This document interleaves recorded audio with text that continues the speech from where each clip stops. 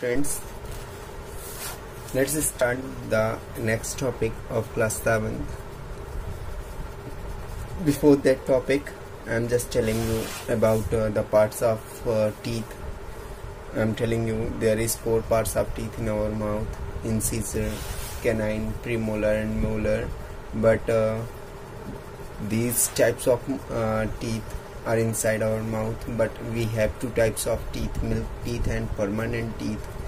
And these teeth have 4 types: incisor, canine, premolar and molar. In the child, in the milk teeth, there is 20 milk teeth, and in adulthood, when we have permanent teeth, then there is 32 teeth. I'm just telling about that. And after that the next topic is the food pipe or esophagus. ध्यान रखिएगा, हमारा जो next topic है उसको हम क्या कहते हैं, या तो फूड पाइप कहते हैं या तो फिर आइसोफेगस कहते हैं. After the buccal cavity we have going to discuss about food pipe और आइसोफेगस. तो ध्यान रखिएगा, हम लोग अब कहाँ जा रहे हैं, बक्कल कैविटी को छोड़कर अब हम पहुंचेंगे कहाँ पर, आइसोफेगस में. बक्कल कैविटी को छोड़कर हम कहाँ पहुंच रहे हैं, आइसोफेगस में पहुंच रहे हैं. ध्यान रखिएगा, आइसोफेगस, देयर इज आइसोफेगस. ठीक है, ध्यान रखिएगा. ये बक्कल कैविटी हो गई आपकी. बक्कल कैविटी को हमने छोड़ा तो हम कहाँ पहुंचे, आइसोफेगस में पहुंचे. तो अब हम डिस्कस करेंगे आइसोफेगस के बारे में.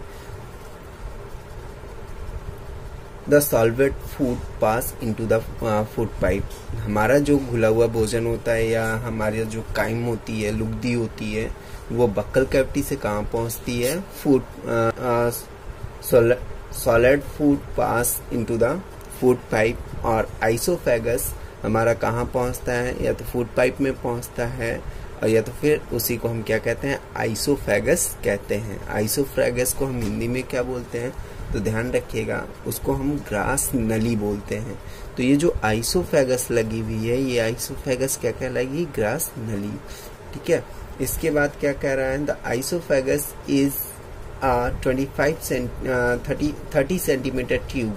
और जो आइसोफेगस होती है वो कितनी लंबी होती है, 30 सेंटीमीटर. ध्यान रखिएगा, इसमें 30 सेंटीमीटर लिखा हुआ है, लेकिन जो आइसोफेगस होती है वो आइसोफेगस कितनी होती है, 25.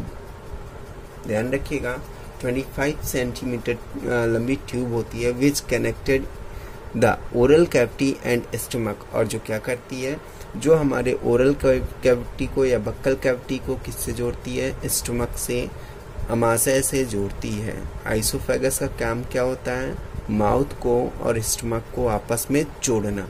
ठीक है. The food is passed down towards the stomach by the movement of the muscles of food pipe. और जो हमारा फूड होता है, भोजन होता है, उसको पुश्ड कर दिया जाता है, नीचे की ओर ढकेल दिया जाता है इस टुवर्ड्स द स्टमक की ओर, by the movement of the muscles of food pipe. किसके द्वारा, फूड पाइप की मसल्स के मूवमेंट के द्वारा. बट आपको बता दें, there is not any digestive enzyme. यहाँ पर किसी भी प्रकार का डाइजेस्टिव एंजाइम नहीं पाया जाता है. Okay, there is only mucus which is help to move the food towards the stomach. जो क्या करता है, केवल भोजन को हमारे कहाँ पहुंचाने में मदद करता है, स्टमक तक पहुंचाने में मदद करता है. Okay, after that the stomach. अब आते हैं स्टमक की ओर. The stomach is a thick walled bag. It is a J shaped bag. जो हमारा स्टमक होता है वो कैसा होता है, जे शेप्ड बैग होता है, या थैले के जैसी आकृति होती है. जे शेप्ड थैले के जैसी आकृति होती है. Like structure made up of muscles. जो किसका बना होता है, मांसपेशियों का बना होता है. It receive food. ये भोजन को प्राप्त करता है फ्रॉम द फूड पाइप, हमारे आइसोफेगस के द्वारा, एट वन एंड, एक तरफ से. ध्यान रखिएगा, there is 2 end. One end is here and second is here. One end is attached with esophagus and second end is attached into the large intestine. The stomach have 2 ends. Okay, one end is attached with esophagus and second end is attached with intestine. तो क्या कर रहा है, it receive food from the food pipe. ये हमारे भोजन को कहाँ से प्राप्त करता है, फूड पाइप से. एट वन एंड एक तरफ से, and open into the small intestine, और कहाँ खुलता है, स्मॉल इंटेस्टाइन में खुलता है. एट द अदर एंड, दूसरे एंड की तरफ से या दूसरे छोर से हमारा कहाँ पर खुलता है, स्मॉल इंटेस्टाइन में खुलता है. The stomach secrete gastric juice, और जो स्टमक होता है वो किसका सिक्रीशन करता है, गैस्ट्रिक जूस का सिक्रीशन करता है. एंड हाइड्रोक्लोरिक एसिड, और हाइड्रोक्लोरिक एसिड का सिक्रीशन करता है. The acid kills many bacterias that inter along with the food and make the medium into the stomach acidic. और हमारा क्या करता है कि हमारे जो हमने जो भोजन लिया, हमने जो भोजन खाया, उसमें ढेर सारे बैक्टीरिया आ जाते हैं. तो उन बैक्टीरियाज को ये क्या करता है, ये उनको डिस्ट्रॉय करने में मदद करता है. और जो हमारा भोजन होता है उसको किस मीडियम में कन्वर्ट कर देता है, एसिडिक मीडियम में हमारा कन्वर्ट कर देता है. इसके बाद आता है आप लोगों का इंटेस्टाइन. ध्यान रखिएगा, there is two types of intestine which is present down side of the stomach. First one is small intestine and second one is large intestine. here is small intestine and surrounded the small intestine there is long intestine. तो देखते हैं about small intestine, छोटी आंत के बारे में. After digestion, भोजन के पाचन के बाद.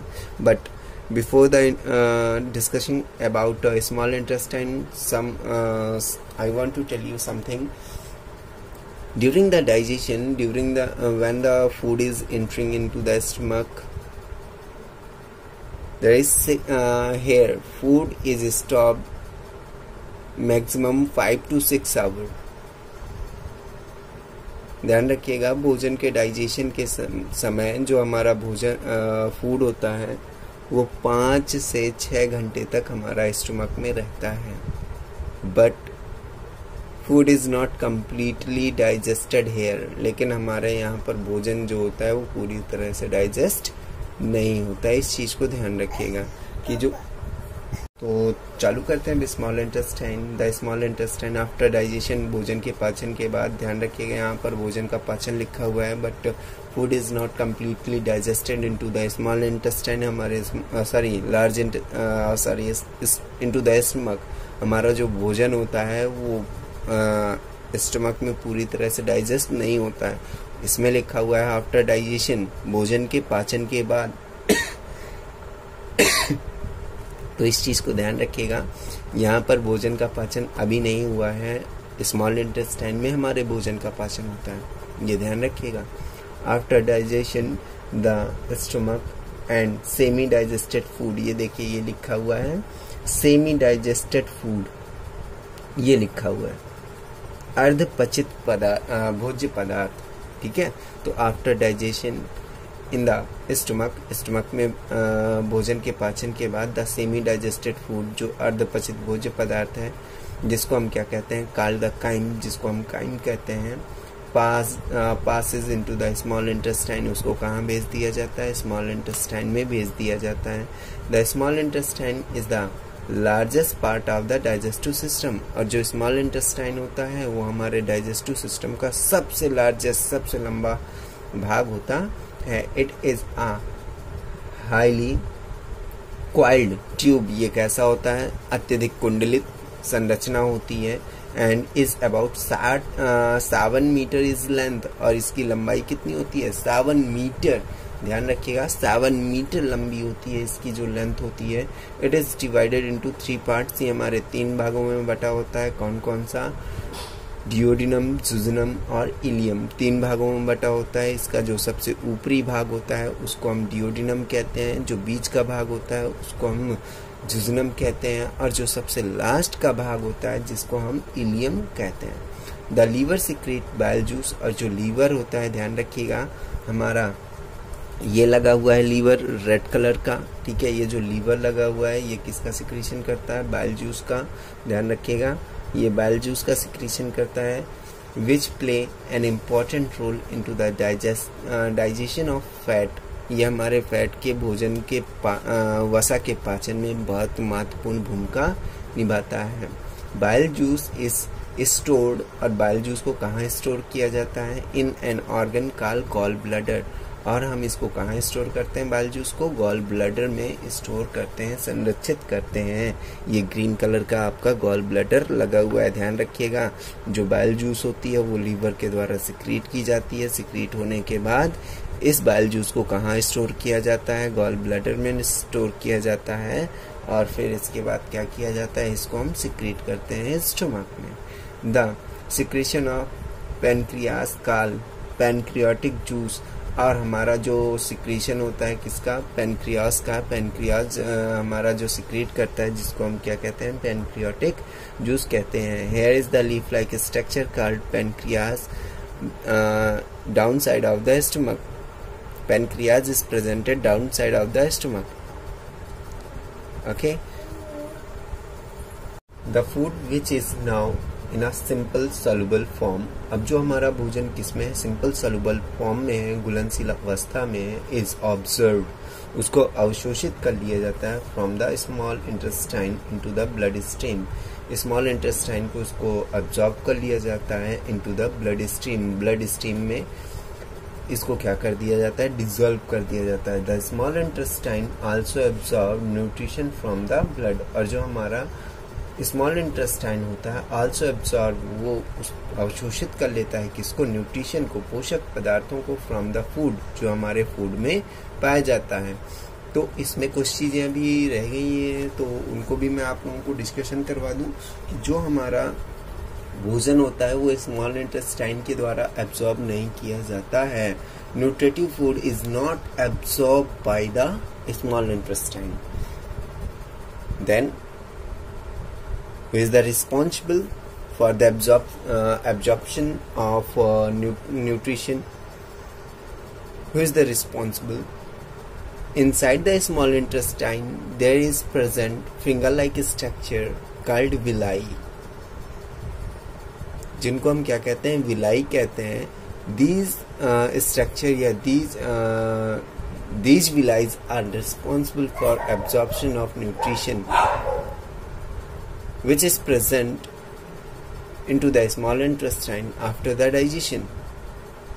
Villi is absorbed nutrition from the digestive material, and after that villi send it into the blood stream. उसको कहाँ भेज दिया जाता है? ब्लड स्ट्रीम में उसको भेज दिया जाता है। तो ध्यान रखिएगा कि villi is responsible for the absorption of nutrition, and after that there is large intestine. अब हमारा क्या आ गया? लार्ज इंटेस्टाइन आ गया, which is presented surrounded from the small intestine, जो हमारे स्मॉल इंटेस्टाइन के चारों ओर पाया जाता है। The large intestine is worded and shorter than the small intestine. ये कैसी होती है? चौड़ी होती है, और हमारे स्मॉल इंटेस्टाइन से कैसी होती है? छोटी होती है। It is about 1.5 metre length, और इसकी लंबाई कितनी होती है? 1.5 metre length. It is about 1.5 metre length. इसकी जो लंबाई होती है वो 1.5 मीटर होती है। It is divided into 3 parts. ये हमारे 3 भागों से मिलकर बना होता है, सीकम, कॉलन और रेक्टम। ध्यान रखिएगा, सीकम, कॉलन और rectum. The intestine absorb water and also remove undigested solid wastage from the body into the in the form of feces throughout the rectum. ध्यान रखिएगा, हमारा जो लार्ज इंटेस्टाइन होता है, large intestine are divided into 3 parts, which are those cecum, colon and rectum. Cecum, where is cecum presented? Then I am just telling you where a small intestine and larger intestine are jointed together. That part is called cecum.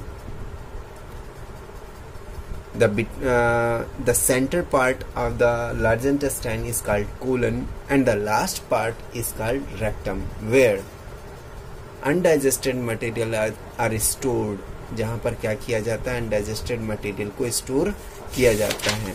Here is rectum. I am just tell you. Here is rectum. It is also called in Hindi मलाशय, मलधन आशय. यहाँ पर क्या किया जाता है, जो मल होता है, आपका अनडाइजेस्टेड मटेरियल होता है, उसको रेक्टम में स्टोर किया जाता है. And after that time to time undigested material are secreted from with the help of anus. Anus के माध्यम से अनडाइजेस्टेड मटेरियल को बाहर निकाल दिया जाता है. ओके, तो आप लोगों का ये जो डाइजेशन इन ह्यूमन है वो आप लोगों का फिनिश हो चुका है. तो आप लोगों को ये समझ में आ गया होगा, है ना. तो अब जो अगला टॉपिक है ग्रास ईटिंग एनिमल्स, उस टॉपिक को हम अगली वीडियो में देखते हैं. तो घर में बैठिए, इसको देखिए, पढ़िए, समझिए, है ना. और जो इसकी एक्सरसाइज है वो भी मैं आप लोगों को बता. चलिए देखते हैं हमारा जो मल्टीपल चॉइस क्वेश्चन का फर्स्ट क्वेश्चन कह रहा है, वो क्या कह रहा है. The process converting solid and complex food into simple and soluble food is called. तो इसमें फर्स्ट नंबर कह रहा है इग्जिशन. इग्जिशन क्या है, तो इसका मतलब होता है भोजन को लेना. जब हम भोजन को अपने हाथों से माउथ में लेते हैं, उस प्रक्रिया को हम क्या कहते हैं, इग्जिशन कहते हैं. एब्जॉर्प्शन. एब्जॉर्प्शन की जो प्रोसेस होती है वो तो मैंने आप लोगों को बताया हुआ था कि एब्जॉर्प्शन की जो प्रोसेस होती है वो कहाँ होती है. एब्जॉर्प्शन की प्रोसेस स्मॉल इंटेस्टाइन में होती है. तो भाई स्मॉल इंटेस्टाइन में अगर एब्जॉर्प्शन की प्रोसेस होती है तो बाकी की यहाँ से यहाँ तक की प्रोसेस कहाँ गई, है कि नहीं. तो हमारा एब्जॉर्प्शन भी नहीं होगा. इसके बाद आता है डाइजेशन. डाइजेशन हमारा, हमने आपको स्टार्टिंग में ही बताया हुआ था कि डाइजेशन हमारा कहाँ से स्टार्ट होता है, माउथ से स्टार्ट होता है. कहाँ से, माउथ से स्टार्ट होता है, खत्म कहाँ होता है, एनस में, है ना. और ये क्या करता है, जो हमारा सिंपल और अनसॉल्युबल फूड होता है उसको किसमें, सॉरी, सॉलिड और अनसॉल्युबल फूड होता है उसको किसमें कन्वर्ट कर देता है, सॉल्युबल और सिंपल फूड में. मीन दैट ये हो सकता है. बट अभी एक प्रोसेस और है, उसको भी देख लेते हैं. ये क्या कह रहा है, इग्जिशन. इग्जिशन का मतलब होता है बहिक्षेपण. बहिक्षेपण का मतलब होता है बाहर निकालना. तो भाई जब हमने भोजन लिया, हमने उसको डाइजेशन किया, इसके बाद ही तो हम बाहर निकालेंगे, है कि नहीं. और जब हम भोजन ही नहीं लेंगे, फूड ही नहीं लेंगे, तो निकलेगा कैसे, है ना. तो ये भी प्रोसेस हमारी खत्म. तो हमारा क्या हुआ, digestion. Understand. Food is taken into the body through out the, किसके द्वारा भाई, फूड इज टेकन, भोजन को लिया जाता है इनटू द बॉडी, शरीर में, थ्रू आउट द, किसके द्वारा भाई, नोज के द्वारा आप लोग भोजन को लेते हैं, हम तो नहीं लेते हैं भाई. हमारे लेने की जो प्रोसेस होती है अलग होती है. क्या आप लोग लेते हैं तो टिक कर दीजिएगा, बट हम नोज से नहीं लेते हैं. ईयर, भाई ईयर से तो सुना जाता है ना. भोजन को, फूड को थोड़ी नहीं लेते. चलो अगला देखते हैं. दांत. दांत हमारे क्या भोजन लेते हैं, नहीं, वो तो बाइट करने का काम करते हैं ना. माउथ, यस, माउथ लेता है कि नहीं, है ना. माउथ से हम भोजन को लेते हैं. तो हमारा आंसर कौन सा सही हुआ, first number. Are pointed and used pierching and tearing pieces of food. भोजन को फाड़ना और काटने का काम किसका होता है, इंसीजर का. इंसीजर का तो चबाने का होता है. कैनाइन का क्या होता है, फाड़ने का और तोड़ने का, है ना. प्रीमोलर उसको पीसने का, मोलर उसको बराबर करने का या पूरी तरह से उसको पेस्ट में बदलने का. तो कौन सा होगा हमारा, canine. Next topic, the large intestine is about. और जो हमारी लार्ज इंटेस्टाइन होती है वो कितनी होती है, तो स्मॉल इंटेस्टाइन कितनी हमने बताई हुई थी. देखिए आप लोगों को बता दें 6 मीटर. जो स्मॉल इंटेस्टाइन होती है वो 6 मीटर होती है, और जो लार्ज इंटेस्टाइन होती है 1.5 मीटर होती है. 1.5 metre. When amoeba comes in contact with its food, जब अमीबा अपने भोजन के कांटेक्ट में आता है, इट पुश आउट वन और मोर फिंगर लाइक स्ट्रक्चर, तब वो क्या करता है, जो उंगली के जैसी संरचना होती है वो अपनी फिंगर लाइक स्ट्रक्चर को बाहर निकालता है। कार्ड उसको हम क्या कहते हैं, तो जो अमीबा होता है ना, तो अगर हम अमीबा की बात करें, अगर हम अमीबा की बात करें तो that is the structure of amoeba, है ना, ये अमीबा हो गया। इसके बाद वो क्या कह रहा है कि when amoeba come into the contact of food, जो भोजन के कांटेक्ट में आता है, तो जब फूड पार्टिकल्स भोजन के कांटेक्ट अमीबा के कांटेक्ट में आते हैं तब क्या होता है, इट पुश वन और मोर फिंगर लाइक स्ट्रक्चर, तब वो क्या करता है कि अपने फिंगर लाइक स्ट्रक्चर को, एक या एक से अधिक फिंगर लाइक स्ट्रक्चर को बाहर निकाल लेता है। कार्ड उसको हम क्या कहते हैं, तो ये जो हमारे प्रोजेक्शन निकले, इन प्रोजेक्शन को हम क्या कहते हैं, तो ध्यान रखिएगा इसमें क्या क्या दिया हुआ है। पोडिया नहीं होगा, होस्ट तो हो ही नहीं सकता।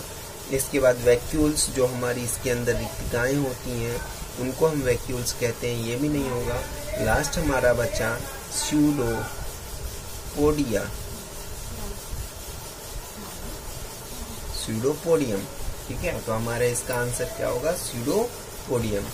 Then when amoeba comes in contact of its food, it puts one or more finger-like projection called pseudopodia और false feet। इनको हम false feet क्यों कहते हैं, क्योंकि ये बनते और बिगड़ते रहते हैं। So for that we have called them false feet for movement and capturing food। और ये जो false feet होते हैं किसके काम में आते हैं, मूवमेंट में, गमन करने में, चलने में, और कैप्चरिंग द फूड, भोजन को पकड़ने में। Next and last number, the is wider and shorter than the small intestine.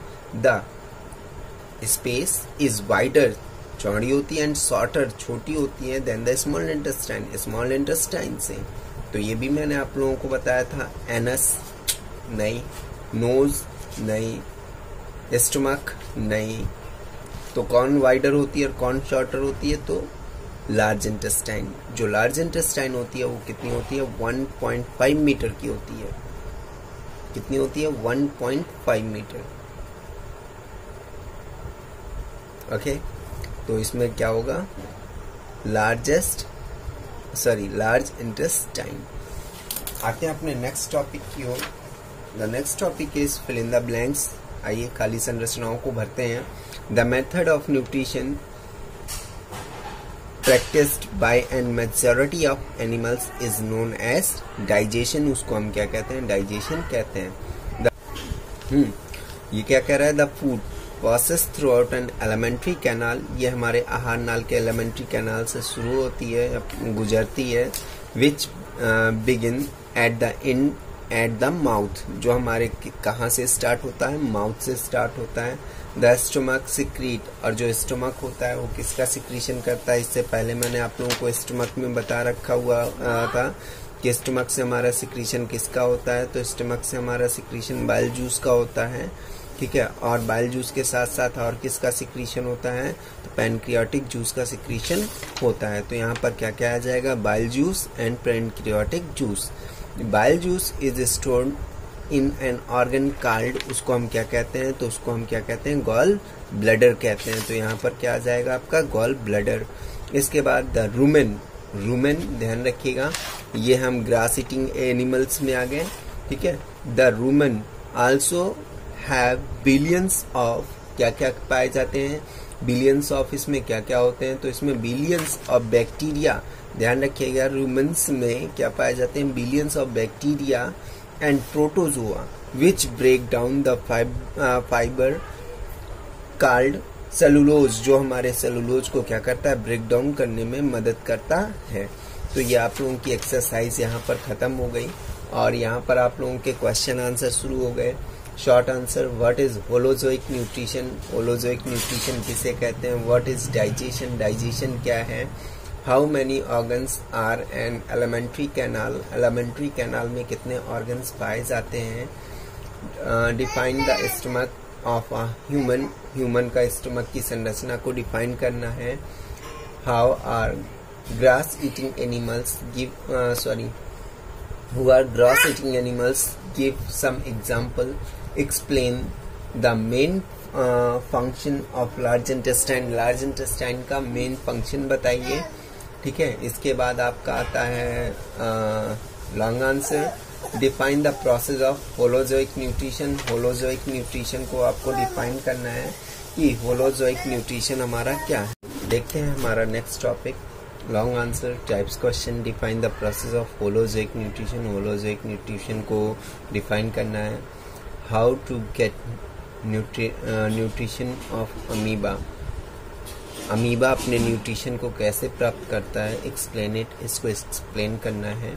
Right a short note, short note लिखना है किस पर, the small intestine, small intestine पर नोट्स लिखना है, और आइसोफेगस पर आपको नोट्स लिखना है। इसके बाद आता है मैच द कॉलम, कॉलम को मैच करना है। इसमें दिया हुआ है कैनाइन, कैनाइन क्या है, तो canine premolar, stomach, small intestine और काउ बफेलो।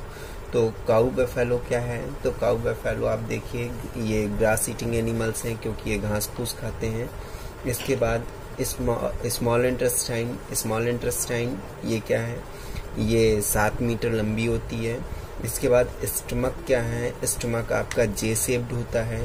इसके बाद प्रीमोलर क्या है, ये बोर्ड सरफेस होता है, और कैनाइन कैसा होता है, ये पॉइंटेड होता है ना। तो ये आप लोगों के जो मैचिंग है वो भी आप लोगों की क्लियर हो चुकी है। तो ये जो सेकेंड लेसन है आप लोगों का वो पूरी तरह से फिनिश हो चुका है, और आप लोग इसको कंप्लीट करिए, लर्न करिए, और इसके जो क्वेश्चन आंसर हैं वो भी आप लोग लिखकर बताइए, क्योंकि ये सारे के सारे क्वेश्चंस आप लोगों को बताए गए हैं। ठीक है, और मैंने आप लोगों को समझाया भी है। तो मैं चाहूँगा कि ये क्वेश्चंस आप लोग खुद लिखें और मेरे कमेंट पर पेस्ट करके मुझे ज़रूर बताएं। Okay, thank you, good bye.